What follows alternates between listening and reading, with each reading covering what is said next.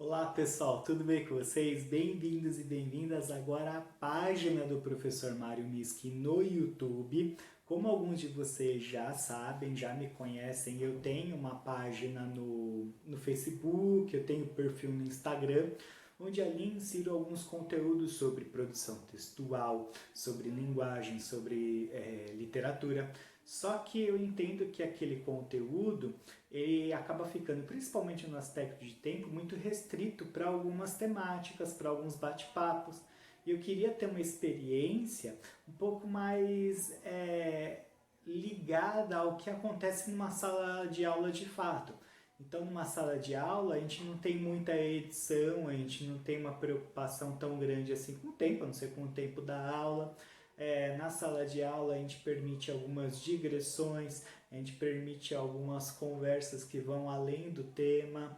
Então, a ideia nessa página do YouTube é ser uma página que aproxime o meu falar de um falar em sala de aula, como eu faria e como eu faço em sala de aula com os alunos sobre determinado tema.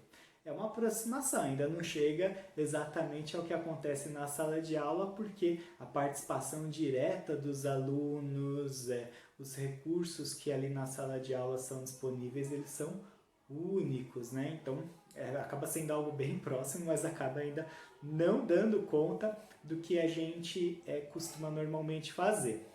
Então, eu vou fazer os vídeos, eles vão ser corridos, eles não vão ser editados. Se tiver algum barulho de rua, cachorro, se tiver alguma coisa de vizinho, assim, tal, eu vou deixar, não sei que seja algo muito pessoal, que seja exposto aí de algum vizinho, eu vou deixar, tá? Então, se tiver algum ruidinho ou outro, como a ideia é ser algo fluido, eu não vou dar muita bola para isso, tá bom?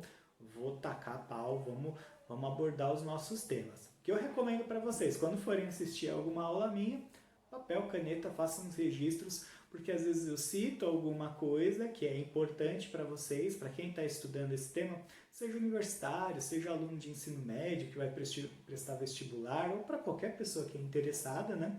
Então tem muita coisa que eu cito, elas vão acontecendo, apesar de eu ter um plano, vou citando outras coisas durante o processo, mas de qualquer forma, eu acho que é importante fazer o registro de qualquer aula, seja aquela já bem direcionada, bem apostilada, ou de uma aula um pouco mais orgânica, onde as coisas vão acontecendo, tá bom?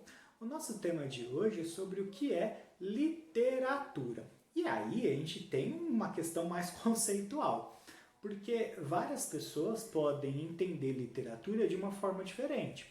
Por exemplo, tem gente que entende literatura de uma maneira bem ampla. Então, se pega o exemplo, literatura médica. Literatura médica seria um conjunto de textos direcionado para o público que trabalha com a área da saúde. Então, algum ensaio sobre o desenvolvimento da cura de alguma doença, um artigo científico que fale deste tema, enfim. Isso seria um tipo de literatura médica porque ela é direcionada para aquele público, né? Então, conjunto de textos direcionado para o público. Então, no sentido amplo, literatura ela pode ser considerada isso. Mas no sentido mais fechado e mais próximo da ideia de literatura, literatura é uma manifestação artística. E aí a gente resolveria muitos dos nossos problemas se a gente não colocasse um ponto de interrogação em algumas coisas. Primeiro, o que é uma manifestação artística? O que pode ser considerado um objeto, uma obra de arte de grande valor? Pô, perguntinha difícil, né? Tem muita gente que considera a arte apenas aquilo que é ficção. Se você considerar a arte apenas aquilo que é ficção, dá para considerar uma biografia uma obra literária? Você pega ali a biografia de um artista, de uma personagem histórica, dá para considerar isso uma obra de arte? Não sei. Para algumas pessoas não, porque arte precisa ser ficção. Para outras pessoas sim, porque numa biografia, por mais que a pessoa tente ser o mais sincera possível, o ponto de vista dela já torna aquele objeto ficcional, né? Pode ser também. Enfim, então conceituar a arte é um pouco difícil hoje. Historicamente também, o conceito, tanto no aspecto estético como de conteúdo, visando apenas a literatura, também muda muito. Então, se você for usar como exemplo a Idade Média, enquanto conceito de arte, ela durou aí por séculos, séculos e séculos. No plano do conteúdo, o que você tem ali de maior valia? As obras que trabalham aspectos espirituais, cristãos, né? Porque a igreja ali era que dominava toda a parada. Então, se na Idade Média o conteúdo era mais voltado para o bom comportamento cristão, vide aí as novelas de cavalaria,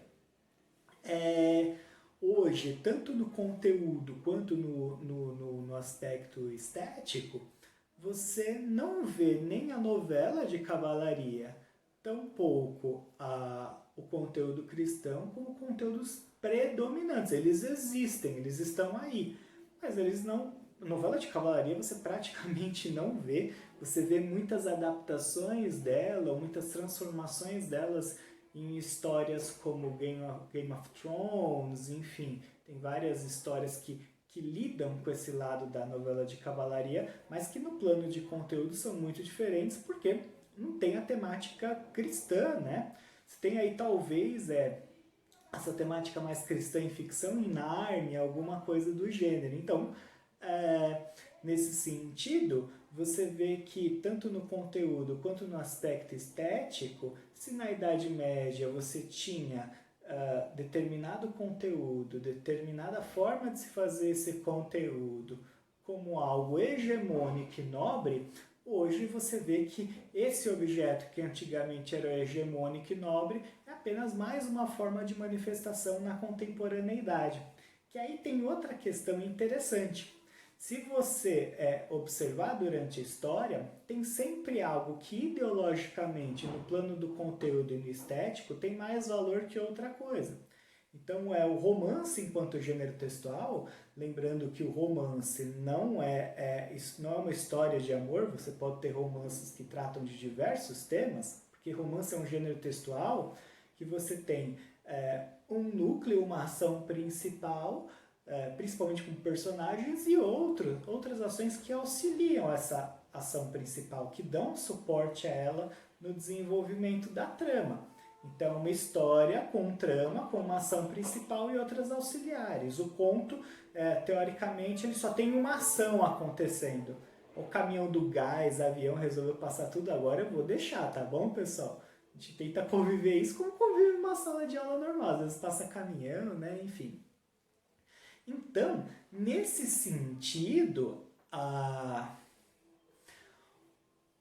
o romance, ele é um gênero textual muito aceito, desde o período do romantismo, onde ele começou a se popularizar e ser considerado nobre, mas antes dele era algo que, principalmente no aspecto estético, não era considerado nobre. Você tinha poesia épica, você tinha a poesia lírica, você tinha as próprias novelas de cavalaria como gêneros textuais predominantes, esteticamente mais aceitos, e você não usava tanto coisas similares ao romance, não tinha tanto essa ideia, porque não era considerado algo de valor estético tão grande assim. A partir do romantismo isso muda. É verdade que contemporaneamente não é que a poesia ela tenha sido colocada de lado, mas há menos publicações de poesia que de prosa, que de romances, enfim.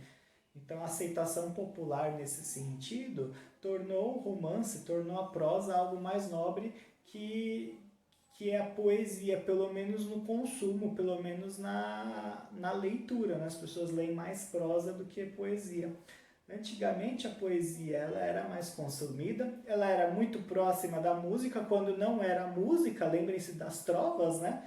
Então as trovas elas eram musicadas, então eram poemas, mas na verdade eles tinham aquelas rimas, eles tinham as métricas, né? A redondilha maior, redondilha menor, né? eles tinham todas essas características de métrica, de produção do gênero textual poético, para que você pudesse cantar, acompanhar junto aquilo. Se você for pegar hoje na própria música, não existe esse compromisso tão grande com a métrica. Porque hoje, uma coisa interessante é que a maioria das pessoas é alfabetizada, elas conseguem inclusive ler, acompanhar, entender melhor uma produção artística que não tem um ritmo, uma rima, conseguem lembrar melhor do que antes, que a maioria das pessoas era analfabeta, então a rima, a métrica ajudava as pessoas a lembrar a letra da música, né? Como é que ela era cantada. Então isso fazia muito sentido na época, a rima, a métrica, enfim. Hoje ele não faz tanto assim.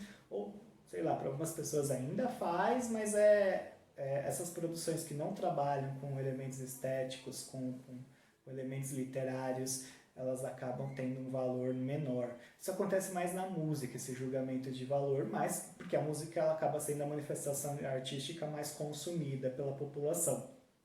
Mas, enfim, o que eu quero dizer com tudo isso é que se antes alguma coisa no plano do conteúdo ou no plano do estético ela tinha um valor, hoje ela pode deixar de tê-lo. E mais, eu vou além.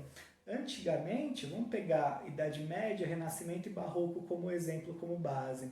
Antigamente, sei lá, Idade Média, em período de hegemonia no plano ideológico, conteúdo, estético, da forma de se produzir arte, seja ela qual manifestação artística for, ela durou séculos, né? Organicamente foi aparecendo os conceitos neoclássicos, os conceitos do Renascimento, perdão, né? Então você vai lá do Renascimento, perdão. Então surge lá o Renascimento como um movimento literário, surge de maneira orgânica, ele demora um tempo para aparecer, né? Ele aparece ali durante alguns séculos, depois dá lugar ao Barroco, que fica alguns séculos, né? Pouco menos que o Renascimento, que por sua vez é um pouco menos que a Idade Média.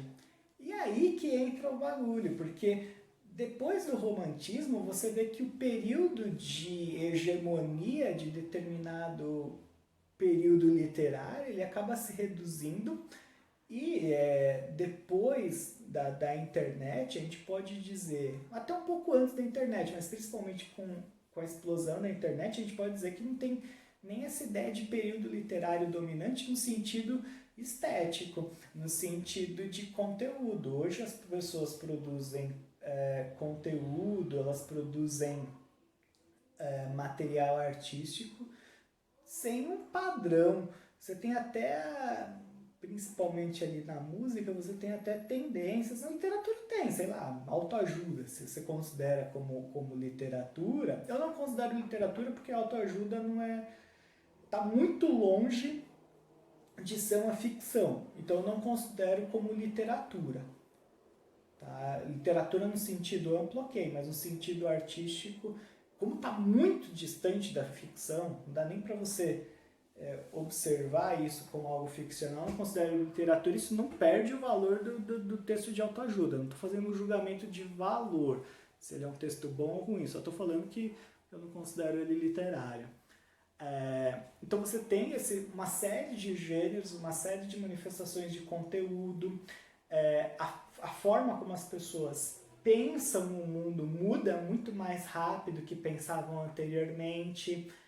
Então é óbvio, e é óbvio mesmo, que você não consegue ter no plano ali ideológico predominante uma forma de se fazer, muito menos um conteúdo que é considerado mais interessante, que gera um monte de discussão, que gera esse caos aí ideológico que a gente vive, que se por um lado é ruim, porque a gente vive em constante discussão do que é correto, do que é errado, e no caso da literatura, o que tem valor artístico e o que não tem, mas é bom pelos mesmos motivos, porque essa constante rediscussão ela permite a produção de coisas novas, coisas que exigem mais originalidade, apesar de hoje ser difícil, né, com tanta produção literária no mundo, fica difícil você fazer isso, né? Mas que de qualquer forma, elas contribuem para constantes rupturas, como diria o Otávio Paz, né? Na Tradição da Ruptura, é um texto muito bacana. O Otávio Paz é um cronista, ensaísta mexicano, muito bom. E ele fala exatamente isso, que hoje é muito fácil você romper com essas hegemonias, e que elas estão cada vez predominantes num período menor. Então hoje, para conceituar literatura, é muito mais difícil do que para conceituar literatura, sei lá, há séculos atrás, onde você tinha até uma ideia de como fazer literatura, qual o caminho para você fazer um objeto literário, tanto no conteúdo quanto na sua forma. Hoje você não tem isso, que deixou as pessoas um pouco malucas, tanto para considerar o que é literário, o que não é, para poder fazer uma avaliação, mas eu não acho isso de forma alguma ruim. Porque se você for pensar, para que você quer saber exatamente o que é literatura ou o que é um objeto que tenha valor literário ou não tem? Você pode desfrutar daquilo e a sua própria relação com aquele texto, no caso da literatura, com aquele texto, vai determinar a profundidade artística daquilo. E o quanto aquilo mexe com você, independente se é arte ou não. Às vezes, sei lá, vou usar o exemplo da autoajuda. Tem pessoas que podem não considerar a autoajuda arte, mas elas se sentem muito envolvidas, elas consideram o livro de autoajuda algo que enobrece, que engrandece, que ajudou, enfim. Então, ok, tudo bem. Então, passei aí quase mais de 15 minutos conversando com vocês para dizer que não tem aí uma resposta para o que é literatura, mas que é algo muito subjetivo. Eu acho que vai muito da impressão de vocês. Então a constante leitura vai fazendo você criar alguns parâmetros do que você acha que tem um valor literário maior que outra coisa. E isso vai ser rigorosamente subjetivo. Então esse foi o primeiro vídeo. Você tem um monte de coisa, eu falei um monte de coisa, nem sei como ficou. Vou deixar como tá bom? Não vou entrar em muitos detalhes de edição. Mas é isso aí, galera. Valeu, obrigado. Espero que vocês curtam. Deem um curtir aí, se inscrevam no canal para me ajudar um pouquinho, né? E eu fico por aqui, tá bom? Valeu, pessoal. Tchau, tchau e até mais.